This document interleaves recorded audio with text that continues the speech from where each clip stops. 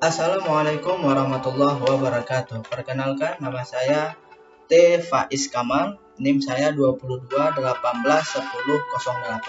Saya adalah mahasiswa magister Ilmu Ekonomi di Fakultas Ilmu Ekonomi Universitas Negeri Padang, Sumatera Barat, Indonesia. Nah, pada video kali ini saya akan berbagi dengan teman-teman semua terkait tentang mata kuliah makroekonomi lanjutan. Nah, video ini saya buat adalah untuk menyelesaikan tugas saya dengan dosen pengampu adalah Bapak Profesor Dr. Hasdi Aimon MSI.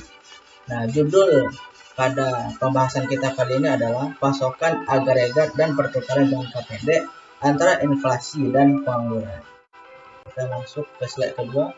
Nah, trade-off yang disebut kurva Phillips memberitahu kita bahwa untuk mengurangi tingkat inflasi, pembuat kebijakan harus menaikkan pengangguran untuk sementara, dan untuk mengurangi pengangguran mereka harus menerima inflasi yang lebih tinggi. Kemudian teori dasar pasokan agregat, persamaannya adalah Y sama dengan Y tambah A dalam kurung PEP, A lebih besar daripada 0, di mana Y adalah output, Y adalah tingkat output alami, P adalah tingkat harga, dan EP adalah tingkat harga yang diharapkan. Persamaan ini menyatakan bahwa output menyimpang dari tingkat alaminya ke tingkat harga menyimpang dari tingkat harga yang diharapkan. Parameter A menunjukkan seberapa banyak output merespons perubahan tak terduga dalam tingkat harga. 1/A adalah kemiringan kurva penawaran agregat.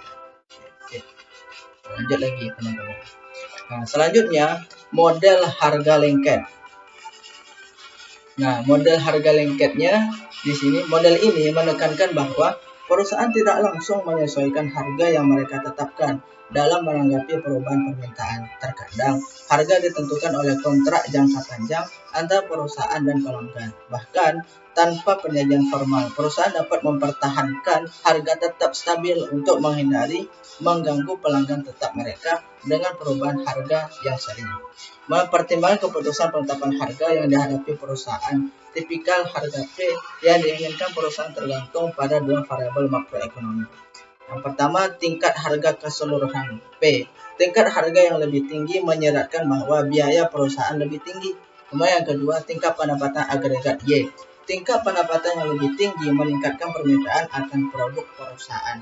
Nah, persamaannya adalah P sama dengan P tambah A dalam kurung Y kali Y. Nah, penjelasan untuk lebih jelasnya teman-teman kita akan lihat nih. Di sini sudah saya buat. Nah, di sini bisa kita baca teman-teman. Di sini ada yang saya buat hijau ya teman-teman. Ini sudah saya pindahkan ke slide PPT. Semuanya kita baca. Kita kembali lagi ke sini teman-teman. Oke. Selanjutnya di slide yang keempat. Sekarang asumsikan bahwa ada dua jenis perusahaan. Beberapa memiliki harga yang fleksibel. Mereka selalu menetapkan harga sesuai dengan persamaan ini. Yang lain memiliki harga yang kaku. Mereka mengumumkan harga mereka di muka berdasarkan apa yang mereka harapkan dari kondisi ekonomi. Perusahaan dengan harga kaku menetapkan harga sesuai dengan P sama dengan EP tambah A dalam kurung EY kali EY, Y di atasnya itu ada Y aksen. Kemudian perusahaan ini menetapkan harganya P kecil sama dengan EP. Artinya perusahaan dengan harga kaku menetapkan harga mereka berdasarkan apa yang mereka harapkan akan dikenakan oleh perusahaan lain. Kemudian jika S adalah fraksi perusahaan dengan harga kaku dan 1S adalah fraksi dengan harga fleksibel, maka tingkat harga keseluruhan adalah P sama dengan S kecil EP tambah 1S P tambah AY kali Y. Kemudian sekarang kita kurangi 1S ini P dari kedua sisi persamaan untuk mendapatkan SP sama dengan S kecil EP tambah 1 S kecil A kecil Y kali Y. Nah, selanjutnya, bagi kedua sisi dengan S untuk menyelesaikan tingkat harga keseluruhan. P sama dengan EP tambah 1S A kali S kecil Y kali Y. Nah, kedua istilah dalam persamaan ini dijelaskan sebagai berikut. Nah, penjelasannya teman-teman adalah yang pertama, ketika perusahaan mengharapkan tingkat harga yang tinggi, mereka mengharapkan biaya yang tinggi, teman-teman. Kemudian ketika output tinggi, permintaan barang juga tinggi. Ini bisa kita lihat di sini. Ini perusahaan yang menetapkan harga di muka, menetapkan harga mereka tinggi. Harga yang tinggi ini yang menyebabkan perusahaan lain juga menetapkan harga yang tinggi. Oleh karena itu, tingkat EP yang diharapkan tinggi mengarah ke tingkat harga APP yang tinggi. Itu penjelasan yang kedua tadi. Perusahaan-perusahaan yang harga fleksibel menetapkan harga mereka tinggi yang mengarah ke tingkat harga tinggi. Pengaruh output pada tingkat harga tergantung pada proporsi perusahaan dengan harga yang fleksibel. Oleh karena itu, tingkat harga keseluruhan tergantung pada tingkat harga yang diharapkan pada tingkat output. Nah, kita lanjut. Nah, di sini ada juga penataan. Penataan yang Al-Jabar mendapatkan persamaan penetapan harga agregat ini ke dalam bentuk yang lebih dikenal Y sama dengan Y tambah A kecil di dalam kurung P kali EP, di mana A sama dengan S 1 pernah SA. Model harga toko mengatakan bahwa penyimpangan output dari tingkat alami berhubungan positif dengan penyimpangan tingkat harga dari tingkat harga yang diharapkan. Kita lanjut. Poin berikutnya, di sini ada model informasi yang tidak sempurna. Model ini mengasumsikan bahwa pasar jelas, yaitu semua harga bebas menyesuaikan diri untuk menyeimbangkan penawaran dan permintaan. Model ini menyeratkan kurva penawaran gerba agregat dalam bentuk yang sudah dikenal Y sama dengan Y tambah A P EP. Begitu. Ini untuk pembahasan model informasi yang tidak sempurna. Akan lebih jelasnya kita lihat ke sini lagi, teman-teman. Di sini ada penjelasannya, teman. Penjelasannya seperti ini. Nih, model informasi tidak sempurna mengasumsikan setiap pemasok dalam perekonomian menghasilkan satu barang dan mengkonsumsi banyak barang. Karena jumlah barang yang begitu besar, pemasok tidak dapat mengamati semua harga setiap saat. Mereka memantau dengan cermat harga dari apa yang mereka hasilkan, tetapi kurang memperhatikan harga semua barang yang mereka konsumsi. Karena informasi yang tidak sempurna, teman-teman, mereka terkadang mengacaukan perubahan tingkat harga secara keseluruhan dengan perubahan harga relatif. Kebingungan ini mempengaruhi keputusan tentang berapa banyak yang harus dipasok, dan ini mengarah pada hubungan positif antara tingkat harga dan output dalam jangka pendek. Nah, kemudian pertimbangan keputusan yang dihadapi pemasok tunggal seperti di sini ada contohnya petani asparagus, teman-teman. Karena petani memperoleh pendapatan dari menjual asparagus dan menggunakan pendapatan ini untuk membeli barang dan jasa, jumlah asparagus yang dia pilih untuk diproduksi tergantung pada harga asparagus relatif terhadap harga barang dan jasa lain dalam perekonomian. Jika harga letak asparagus tinggi, petani termotivasi untuk bekerja keras dan menghasilkan lebih banyak asparagus karena imbalannya besar. Nah, jika harga letak asparagus rendah, dia lebih suka menikmati lebih banyak waktu luang dan menghasilkan lebih sedikit asparagus, teman-teman.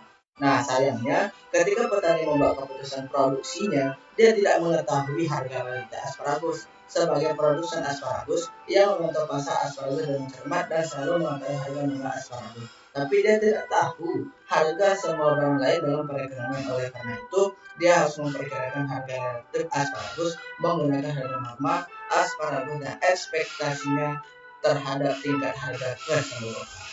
Demikian, teman-teman. Nah, kesimpulan rasional adalah beberapa dari masing-masing telah terjadi. Dan katanya petani menyimpulkan dari kenaikan dalam harga nominal asparagus yang harga relatifnya telah naik sedikit, dia bekerja lebih keras, teman-teman, dan menghasilkan lebih banyak. Nah, ini, teman-teman.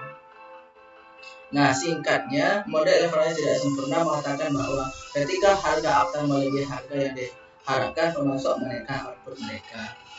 Output menyimpang dari tingkat alami ketika tingkat harga menyimpang dari tingkat harga yang diharapkan. Begitu, teman-teman. Kita lanjut lagi ya. Kita lanjut ke slide berikutnya.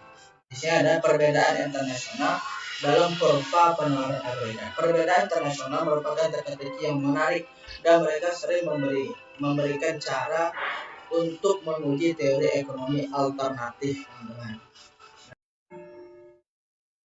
Nah, selanjutnya untuk kita lebih jelas, kita bisa melihat di sini ada penjelasan yang sudah saya kasih warna kuning. Oke. Nih, ketika Robert Lucas mengusulkan model informasi tidak sempurna yang memperoleh interaksi menunjukkan antara permintaan agregat dan permintaan penawaran agregat. Menurut modelnya, kemiringan kurva penawaran agregat harus bergantung pada volatilitas permintaan agregat. Di negara-negara di mana permintaan agregat berfluktuasi secara luas, tingkat harga agregat juga berfluktuasi secara luas. Karena sebagian besar pergerakan harga di negara-negara tidak memiliki pergerakan harga relatif. Nah, pemasok seharusnya belajar untuk tidak banyak merespon perubahan tak terduga dalam tingkat harga. Nah, selanjutnya ini ada juga. Ketika tingkat inflasi rata-rata tinggi, sangat mahal bagi perusahaan untuk menjaga harga tetap untuk jangka waktu yang lama. Dengan demikian, perusahaan menyesuaikan harga lebih sering. Penyesuaian harga yang lebih sering pada gilirannya memungkinkan tingkat harga keseluruhan untuk merespon lebih cepat terhadap guncangan permintaan agregat. Oleh karena itu, tingkat inflasi yang tinggi seharusnya membuat kurva penawaran agregat jangka pendek menjadi lebih. Kita lihat lagi ke sini. Nah, implikasi lagi nih. Implikasi. Satu model mengasumsikan harga beberapa barang bersifat lengket. Yang kedua mengasumsikan informasi tentang harga tidak sempurna. Kedua model penawaran agregat berbeda dalam asumsi dan penekanannya. Tetapi implikasinya terhadap output agregat serupa. Keduanya dapat diringkas dengan persamaan Y sama Y tambah A P E P. Persamaan ini menyatakan bahwa penyimpangan output dari tingkat alami berhubungan dengan penyimpangan tingkat harga dari tingkat harga yang diharapkan. Nah, di sini ada gambar. Membuat grafik persamaan ini perhatikan bahwa kurva penawaran agregat jangka pendek digambar untuk EPS ekspektasi tertentu dan bahwa perubahan EP akan menggeser kurva ini. Kita perhatikan ada kurva, teman-teman. Di sini juga ada kurva. Nah, di sini ada juga menggunakan persamaan penawaran agregat kami tidak menunjukkan bagaimana perekonomian merespon kenaikan tak terduga dalam permintaan agregat yang disebutkan katakanlah ekspansi moneter yang tidak terduga. Ini bagaimana? Nah, di sini dulu. Nih, di sini di kurva di gambar 13D1 kita bisa baca agregat jangka pendek kurva penawaran output menyimpang dari alamnya tingkat Y jika tingkat harga P menyimpang dari tingkat harga yang diterapkan. Nah, di gambar 13.2 juga bisa kita baca bagaimana pergeseran permintaan agregat menyebabkan fluktuasi jangka pendek. Di sini perekonomian dimulai dalam keseimbangan jangka panjang titik A. Ketika permintaan agregat meningkat secara tak terduga, tingkat harga naik dari P1 ke P2. Karena tingkat harga P2 berada di atas tingkat harga yang diharapkan EP2, output naik sementara di atas tingkat alami. Karena perekonomian bergerak sepanjang kurva penawaran agregat jangka pendek dari titik A ke titik B. Dalam jangka panjang, tingkat harga yang diharapkan naik ke EP3, menyebabkan kurva penawaran agregat jangka pendek bergeser ke atas. Perekonomian kembali ke ekuilibrium jangka panjang yang baru titik C, dari mana output kembali ke tingkat alamiah di sini. Penjelasan teman-teman. Oke, kita lanjut. Nah, untuk lebih jelasnya kita akan juga lihat di sini. Di sini ada penjelasan terkait dengan implikasi. Nah, di sini sudah saya warnai. Nah, jika tingkat harga lebih tinggi dari tingkat harga yang diharapkan, output melebihi tingkat alaminya. Jika tingkat lebih rendah dari tingkat harga yang diharapkan, output turun dari tingkat alaminya. Nah, di sini juga ada ini sudah kita baca tadi, teman-teman. Oke, ini juga tadi sudah kita baca.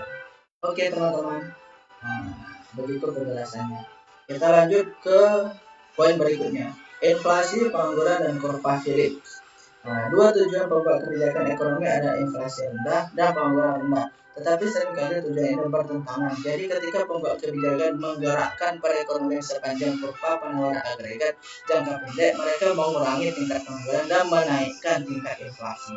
Nah, kurva Phillips adalah cerminan dari kurva penawaran agregat jangka pendek. Ketika pembuat kebijakan menggerakkan perekonomian sepanjang kurva penawaran agregat jangka pendek, pengangguran dan inflasi bergerak masuk ke arah yang berlawanan. Ini penjelasannya sudah juga saya rangkum di sini. Misalnya pembuat kebijakan menggunakan kebijakan moneter atau fiskal untuk memperluas permintaan agregat. Nah, kebijakan ini akan menggerakkan perekonomian sepanjang kurva penawaran agregat jangka pendek ke titik output yang lebih tinggi dan tingkat harga yang lebih tinggi. Ini sudah kita jelaskan di gambar 13.2 dari buku. Sebaliknya, ketika mereka mengontrak permintaan agregat dan menggerakkan perekonomian ke bawah kurva penawaran agregat jangka pendek, pengangguran meningkat dan inflasi turun. Nah, pertukaran antara inflasi dan pengangguran ini yang disebut dengan kurva Phillips adalah topik di bagian ini seperti yang baru saja kita lihat dan akan diturunkan secara lebih formal sebentar lagi. Kurva Phillips adalah cermin dari kurva penawaran agregat jangka pendek. Ketika pembuat kebijakan menggerakkan nih teman-teman, digerakkan perekonomian tadi sepanjang kurva penawaran agregat jangka pendek, pengangguran dan inflasi bergerak masuk arah yang berlawanan. Nah, kurva Phillips adalah cara yang berguna untuk menyatakan penawaran agregat karena inflasi dan pengangguran merupakan ukuran kinerja ekonomi yang penting. Masuk ke kepikiran kita. Nah, selanjutnya poin berikutnya adalah turunkan kurva Phillips dari kurva penawaran agregat. Di sini ada inflasi yang diharapkan, kemudian penyimpangan pengangguran di tingkat alamiah disebut siklus pengangguran, kemudian guncangan penawaran.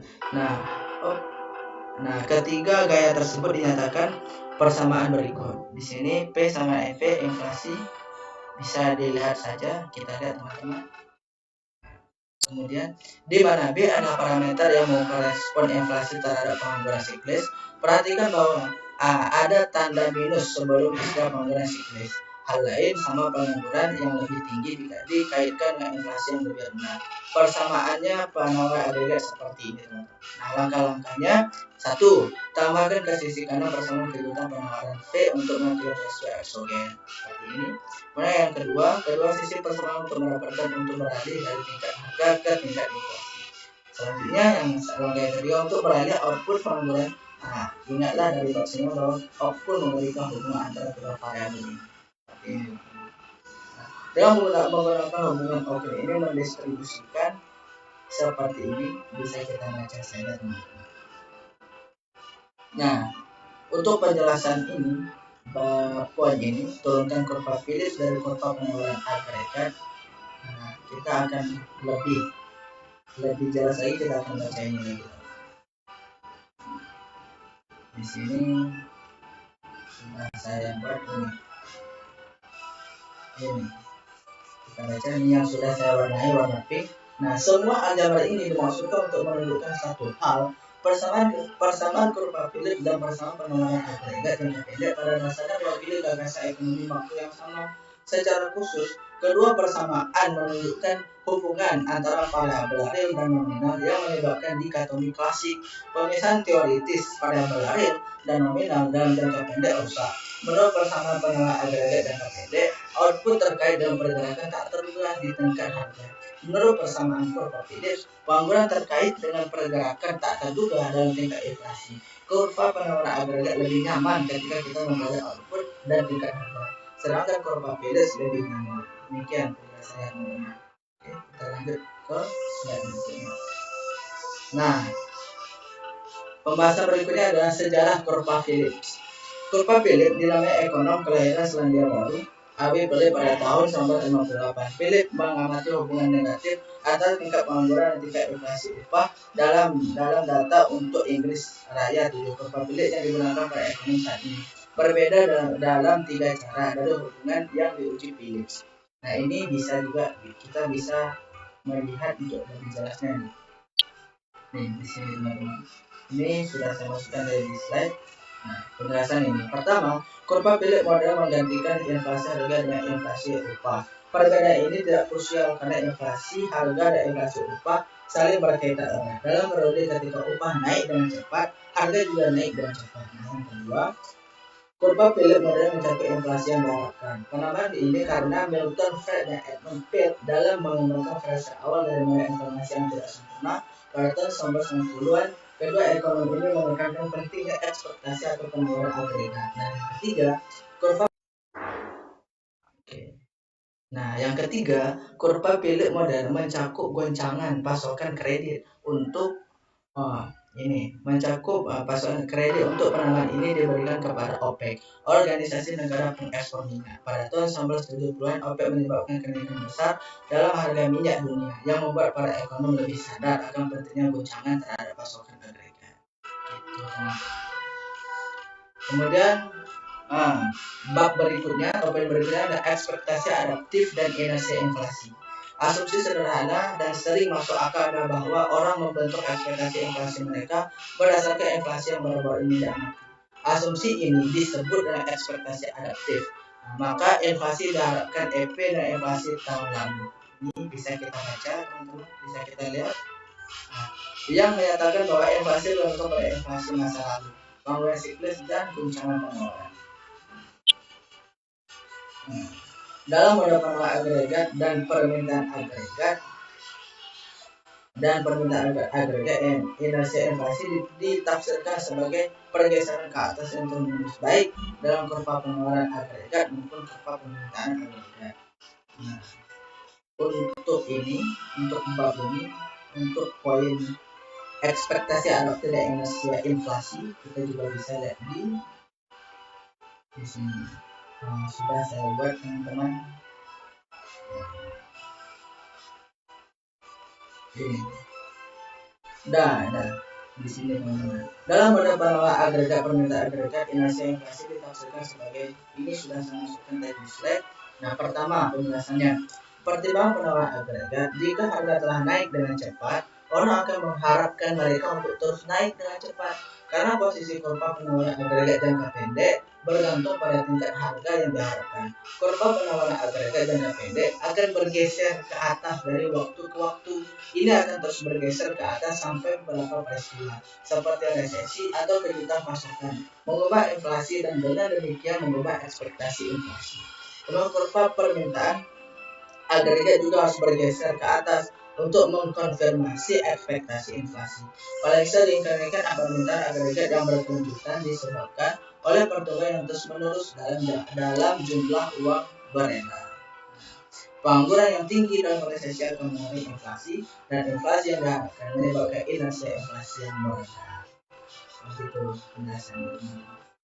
Kita akan lanjut lagi ke ini, inflasi dan pengangguran di Amerika Serikat. Gambarnya seperti ini. Ini bisa biar lebih jelas kita lihat di sini. Nah, ini yang sudah tadi. Nah, biar lebih jelas, ini adalah bacaan dari gambar yang tadi. Inflasi dan pengangguran di Amerika Serikat. Angka ini menggunakan data tahun tentang tingkat pengangguran dan tingkat inflasi. Presentasi perubahan dalam deflator PDB untuk menggambarkan perkembangan ekonomi makro yang mencakup setengah tahun abad sejarah Amerika Serikat. Ini bisa kita baca. Nah, penjelasannya adalah biar lebih cepat saja nih, teman-teman. Kita baca ini dulu. Tahun 1990-an menunjukkan bagaimana pembuat kebijakan dapat dan jangka pendek menurunkan pengangguran dengan menggunakan inflasi lebih tinggi. Kemudian di tahun 1970-an, teman-teman, adalah periode gejolak ekonomi. Nah, sehingga mulai tahun 1973 para pembuat kebijakan harus mengatasi bencana pasokan yang besar disebabkan oleh Organisasi Negara Pengekspor Minyak OPEC, teman-teman.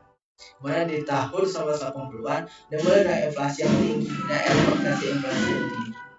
Dibandingkan dengan 30 tahun sebelumnya, tahun 1990-an dan awal 2000-an relatif sepi. Tahun 1990-an dimulai dengan resesi yang disebabkan oleh beberapa guncangan terhadap permintaan agregat.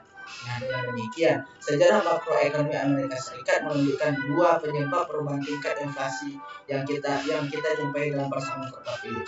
Tahun 1990-an dan 1980-an menunjukkan dua sisi inflasi tarikan permintaan. Pada 1990-an, pengangguran yang rendah menarik inflasi ke atas, dan pada 1980-an, pengangguran yang tinggi menurunkan inflasi. Kenaikan harga minyak pada tahun 1970-an menunjukkan efek dari inflasi dorongan biaya.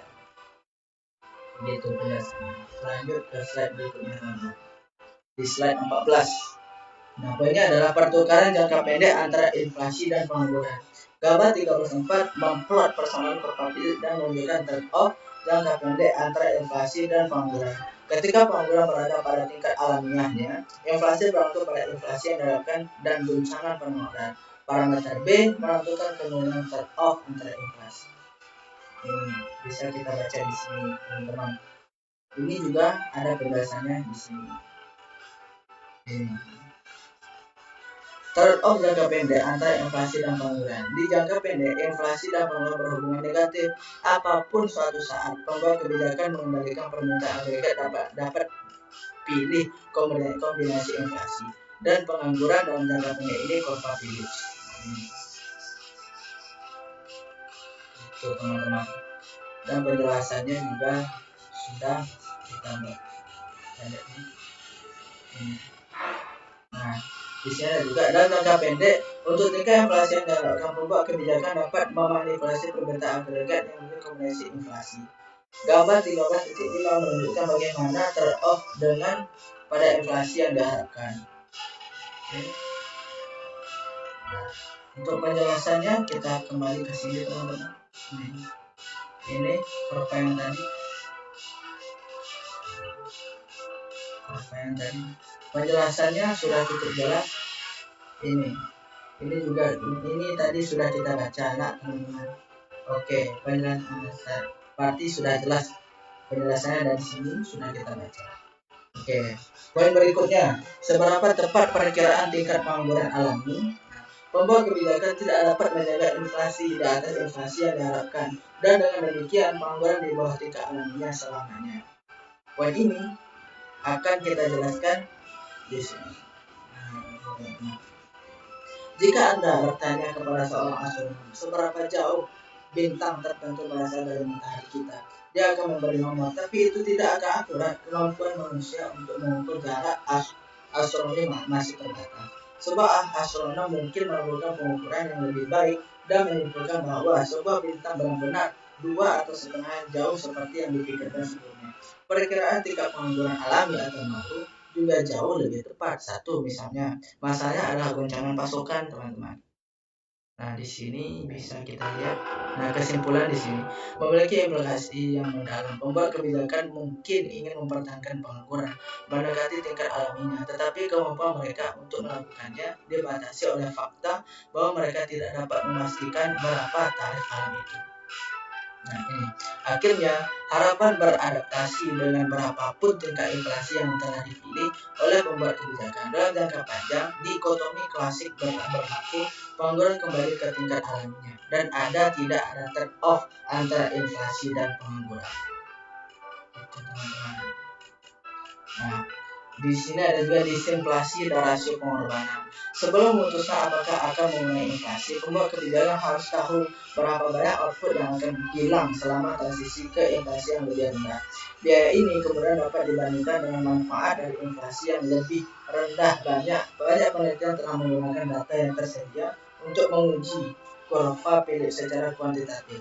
Hasil penelitian ini sering dirangkum dalam suatu bilangan yang disebut rasio pengorbanan.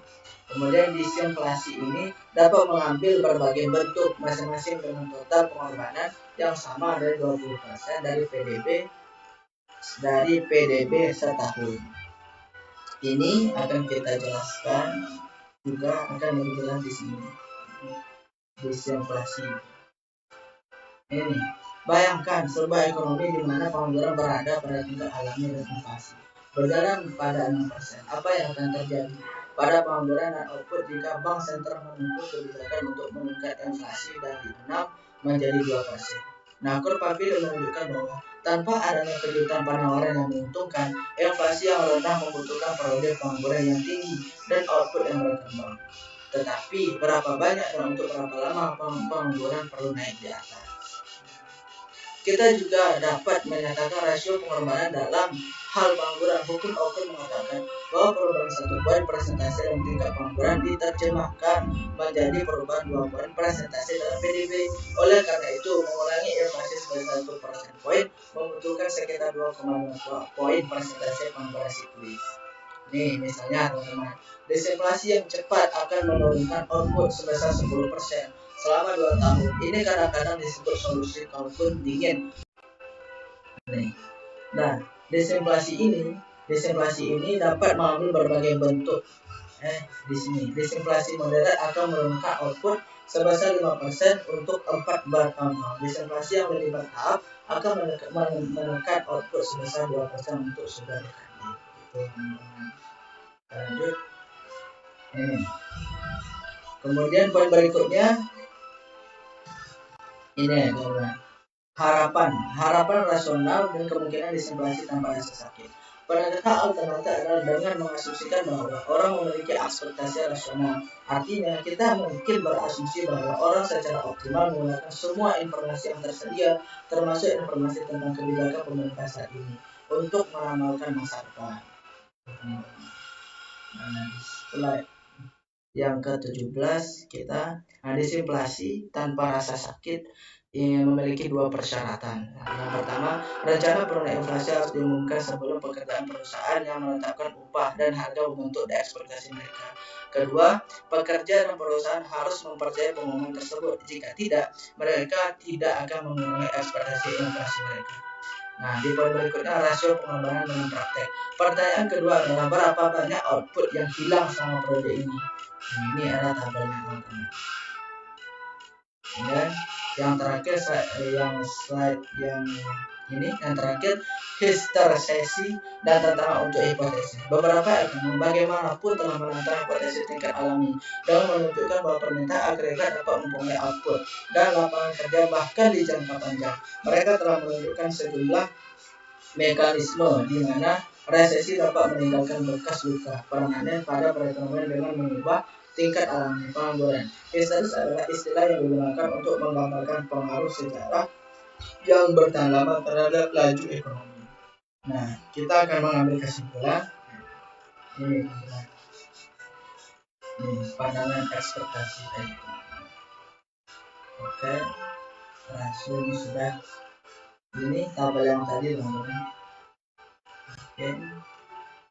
Dan kita akan kesimpulannya.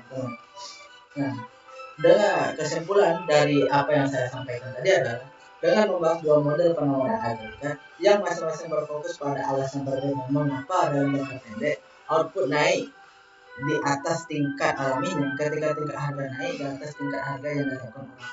Kedua model menjelaskan mengapa kurva penurunan agregat jangka pendek miring ke atas dan keduanya menghasilkan trade-off jangka pendek antara inflasi dan pengangguran. Cara mudah untuk mengekspresikan dan menganalisis trade-off itu adalah dengan persamaan kurva Phillips yang menurunkan inflasi bergantung pada inflasi yang berdasarkan pengangguran siklis dan bencana penawaran. Perlu kita ingat bahwa tidak semua ekonom mendukung semua ide yang dibahas di sini. Ada ketidakpastian yang luas, misalnya tentang kepentingan praktis dari ekspektasi rasional dan relevansi research. Jika Anda merasa sulit untuk menyatukan semua, Anda studi tentang penawaran agregat tetap menjadi bidang penelitian yang pasti, dan karena itu salah satu yang paling menarik dalam ekonomi makro. Nah, mungkin itu kesimpulannya teman-teman. Nah, ringkasannya kita baca sedikit aja. Ada di sini 2 teori penawaran agregat harga lengket, model informasi yang tidak sempurna, mengatribusikan perubahan output dan kesempatan kerja di tingkat alaminya ke berbagai ketidakpastian pasar. Para ekonom sering mengungkapkan penawaran agregat dalam satu hubungan yang disebut kurva Phillips. Yang ketiga, jika inflasi yang diharapkan bergantung pada inflasi yang tumbuh baru-baru ini, maka inflasi memiliki inersia. Kemudian yang terakhir, sebagian besar ekonom menerima hipotesis ini yang menolak fluktuasi penggunaan agregat hanya memiliki efek jangka pendek pada output pengukuran. Oke. Terima kasih atas perhatiannya. Mungkin hanya ini yang dapat saya sampaikan. Semoga apa yang telah saya paparkan kepada teman-teman, apa yang sudah saya jelaskan kepada teman-teman semua dapat berguna, dapat bisa menambah wawasan teman-teman semuanya, kemudian bisa teman-teman pahami. Mohon maaf atas segala kesalahan. Jangan lupa like video ini, kemudian subscribe, kemudian bagi video ini kepada teman-teman kita semua agar teman-teman kita tahu, agar teman-teman kita juga menambah pengetahuan setelah melihat video ini. Kemudian jangan lupa mungkin hanya ini yang dapat saya sampaikan. Sekali lagi saya ucapkan terima kasih atas perhatiannya, dan saya kembali mengingatkan kepada teman-teman, jangan lupa untuk subscribe, untuk berlangganan di YouTube channel Tauku KS Imun, agar nanti ketika ada video terbaru terkait dengan perkuliahan atau lain sebagainya, teman-teman semua tidak ketinggalan dan bisa segera bertambah ilmunya ketika menonton video kami. Mungkin hanya ini yang dapat kami sampaikan. Terima kasih. Kami akhiri. Wassalamualaikum warahmatullahi wabarakatuh. Tetap semangat untuk kita semua.